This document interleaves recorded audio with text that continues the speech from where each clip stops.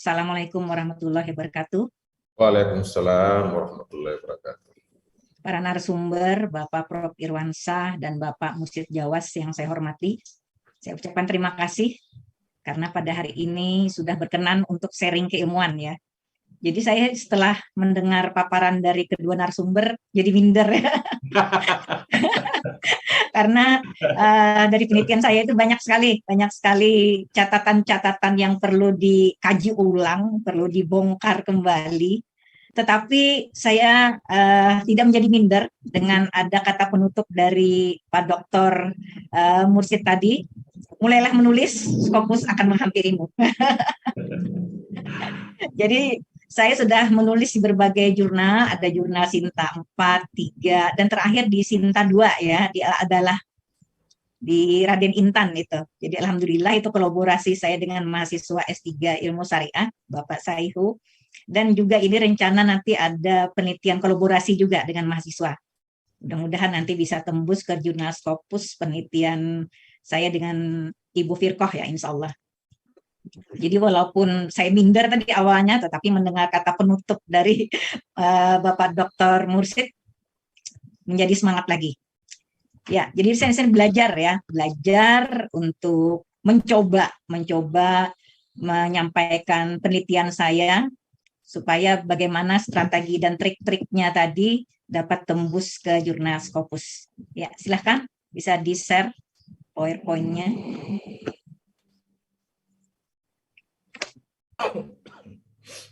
Jadi penelitian ini adalah penelitian Litap Dimas di UIN Antasari Banjarmasin tahun 2020.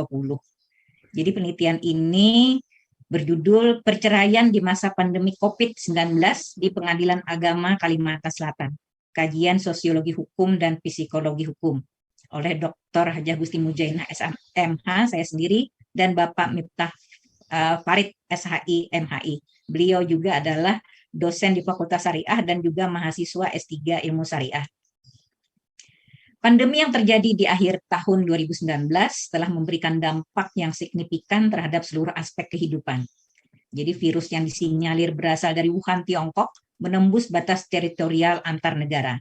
Bahkan daya penularannya begitu cepat. Organisasi Kesehatan Dunia WHO pada bulan Maret 2020 menetapkan COVID-19 sebagai pandemi global yang harus disikapi serius oleh seluruh dunia. Jadi pihak otoritas kesehatan bersama dengan pemerintah mengeluarkan kebijakan terkait pentingnya protokol kesehatan. Hampir seluruh aktivitas masyarakat harus mengacu kepada prokes tersebut. Next. Pada awal pandemi, pemerintah menerapkan berbagai kebijakan, seperti menerapkan pembatasan sosial. Kenyataan ini membuat masyarakat dihadapkan pada kebiasaan baru, di mana kebiasaan ini menimbulkan perubahan di berbagai bidang, baik pendidikan, pekerjaan, dan lain-lain sebagainya, termasuk ibadah ya. Proses pendidikan pengajaran melalui daring, pola kerja diatur dalam WFO, WFH, dan seterusnya. Ada banyak yang diadaptasi, tidak terkecuali pola hubungan dan komunikasi dalam keluarga.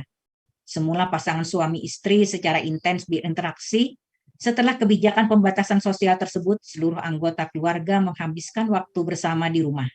Bagi sebagian pihak, ini momentum yang sangat berharga, tetapi di lain pihak justru menimbulkan masalah tersendiri. Next. Salah satu hal yang menarik yang diamati di masa pandemik ini adalah meningkatnya angka perceraian. Meningkatnya angka perceraian di berbagai wilayah di Indonesia, tidak terkecuali di Kalimantan Selatan. Jadi data yang kami ambil itu adalah di pengadilan agama ya. Di pengadilan agama di lingkungan wilayah Kalimantan Selatan, di mana Kalimantan Selatan itu diwakili oleh 3 pengadilan agama. Pengadilan Agama Kota Banjarmasin sebagai ibu kota Kalimantan Selatan, Pengadilan Agama Kandangan sebagai perwakilan daripada daerah Hulu, Pahuluan, kemudian Pengadilan Agama Batu Licin mewakili daerah pesisir, di mana ketiga pengadilan agama tersebut mencatat terjadinya peningkatan angka perceraian di masa pandemi COVID-19. Kalimantan Selatan yang penduduknya mayoritas beragama Islam sebagai wilayah yang sangat religius. Dalam konteks keagamaan, perceraian adalah kondisi darurat yang seyogyanya harus dihindari. Tetapi di masa pandemi COVID-19, perceraian tidak dapat dihindari. Bahkan sebagian pengadilan agama itu membatasi jumlah permohonan perceraian per harinya. Dari beberapa masalah di atas itu menarik untuk diteliti dari sisi kajian sosiologi hukum dan psikologi hukum. Next. Sehingga rumusan masalahnya adalah bagaimana gambaran perceraian dan faktor penyebabnya, kemudian bagaimana perspektif sosiologi hukum dan psikologi hukum. Next. Nah, ini metodenya tadi terlalu panjang lebar ya. Jadi saya tadi sudah dapat ilmu bahwa metode itu tidak terlalu panjang lebar, cukup digambarkan bagaimana metode yang diambil. Jadi saya hanya menjelaskan tentang jenis penelitiannya saja, jenis penelitian dan pendekatannya. Di mana jenis penelitiannya ini adalah penelitian hukum empiris, yaitu suatu metode penelitian hukum yang berfungsi untuk dapat melihat fenomena hukum yang nyata di masa pandemi COVID-19 di Kalimantan Selatan.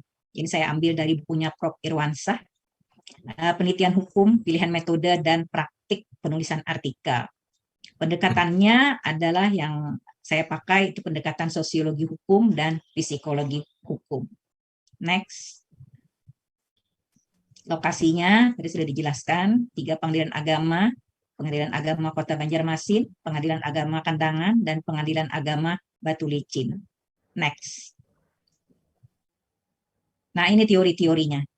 Jadi karena kajiannya dalam perspektif sosiologi hukum dan psikologi hukum, sehingga teori-teori yang saya ambil adalah teori-teori dari sosiologi hukum, di mana teori tentang efektivitas hukum, ada teori Hans Kelsen, di sana ada teori Anthony Allott, dan juga teori Surjono Sukanto. Di mana pendekatan sosiologi terhadap hukum tidak lain adalah sebuah usaha untuk memahami hukum dari sisi perilaku sosial masyarakat.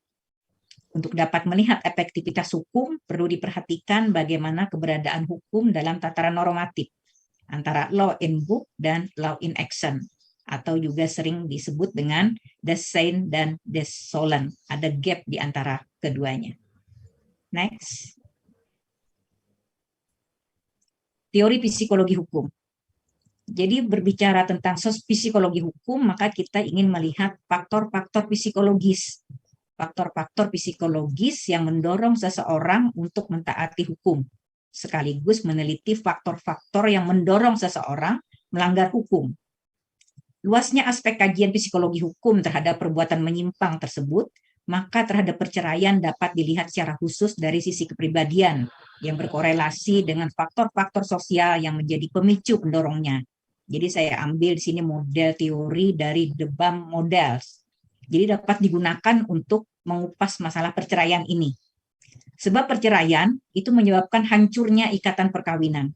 Sebagai suatu ledakan, maka dapat dilihat bagaimana amunisi yang menyebabkan ledakan tersebut. Amunisi itu adalah sebagai segala macam bentuk permasalahan hidup dalam ikatan perkawinan. Saat amunisi aktif dan mengkristal menjadi sumbu faktor, dan ada faktor pemantiknya pada sumbu, maka ledakan pun akan terjadi. Jadi maksudnya di sini perceraian akhirnya terjadi. Nah, ini hasil dan analisis daripada penelitian, di mana jelas terlihat bahwa terjadi peningkatan di 3 pengadilan agama tadi, baik di pengadilan agama Banjarmasin, di pengadilan agama Kandangan, dan di pengadilan agama Batu Licin. Semuanya meningkat. Di Kandangan tahun 2019 sebelum COVID, dari 363 kasus menjadi 376 kasus ya. Di Batu Licin ada 567 kasus tahun 2019, di tahun 2020 ada 683 kasus. Jadi dari 27 kasus perceraian yang sudah inkrah yang kami teliti, 37 itu cerai talak 37%, dan 63% itu adalah 63% adalah cerai gugat. Jadi perceraian di masa pandemi ini didominasi oleh cerai gugat. Dan lagi yang menariknya, putusan perceraian lebih banyak bersifat perstek.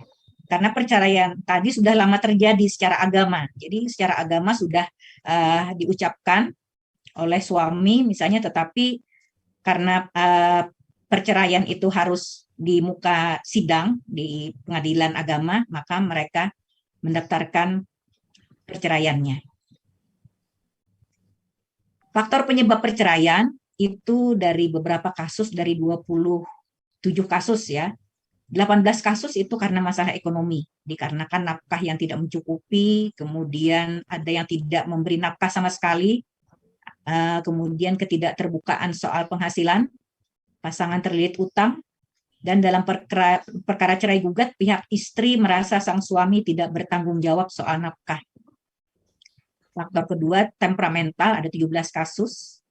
Faktor ketiga itu adanya pihak ketiga, 8 kasus. Faktor keempat, adanya pandemi COVID-19, itu hanya ada 1 kasus di Pengadilan Agama Kandangan. Faktor kelima, KDRT, di mana terjadi karena suami temperamental dan berselingkuh. Next. Jadi ada 10 faktor ya. Faktor keenam, lalai dalam pengasuhan anak, di mana istri enggan mengasuh anak suami dari istri terdahulu. Faktor ketujuh, narkoba, minuman keras. Faktor ke-8, ketidakpedulian terhadap pasangan, itu didominasi oleh cerai gugat tadi. Faktor ke-9, tidak taat beribadah, cerai gugat juga. Faktor ke-10, ketidakcocokan atau perbedaan sikap dalam melihat permasalahan, di mana faktor ini merupakan faktor umum dalam setiap terjadinya perselisihan suami dan istri. Next. Penutup. Selama masa pandemi COVID sejak Maret 2020 sampai dengan penelitian ini berakhir di bulan September 2021, jadi memang baru sekali, terjadi kenaikan angka perceraian. Tetapi kenaikan ini tergolong tidak signifikan, karena hal ini sudah lumrah terjadi dari tahun ke tahun. Perceraian didominasi cerai gugat. Putusan agama lebih banyak bersifat perstek. Dari semua kasus yang diteliti telah terjadi sikap antara kedua belah pihak. Ditemukan beberapa penyebab langsung perceraian, masalah keuangan, temperamental, pihak ketiga, situasi pandemik, dan seterusnya. Simpulan kedua, next. Analisa sosiologi hukum. Jadi maraknya perceraian itu dipandang sebagai sebuah gejala sosial yang mengindikasikan tidak efektifnya pasal 1 Undang-Undang Perkawinan. Karena dalam Undang-Undang Perkawinan, dalam pasal 1, keluarga yang dibentuk itu seharusnya bahagia dan kekal. Tetapi justru keluarga yang dibentuk menjadikan tidak bahagia dan berakhir dengan perceraian, jadi tidak kekal. Kemudian analisa psikologi hukumnya, banyak faktor penyebab yang mengakibatkan terjadinya perceraian. Dari 27 kasus menunjukkan adanya perilaku dan kepribadian yang tidak baik dalam rumah tangga. Seperti KDRT, perselingkuhan, tidak bertanggung jawab, dan lain-lain. Jadi pandemi COVID-19 itu sebagai salah satu pemicu perubahan sikap atau perilaku. Jadi permasalahannya itu sebenarnya sudah lama ada. Jadi sebelum COVID permasalahan itu sudah ada. Tetapi menjadi bom, kan ada pemantiknya di masa pandemi COVID ini. Jadi bukan karena COVID, tetapi dia hanya sebagai salah satu pemicu daripada terjadinya perceraian. Demikian presentasi singkat saya. Terima kasih. Mohon kritikan dan masukan-masukannya. Karena saya di sini belajar. Terima kasih. Wassalamualaikum warahmatullahi wabarakatuh.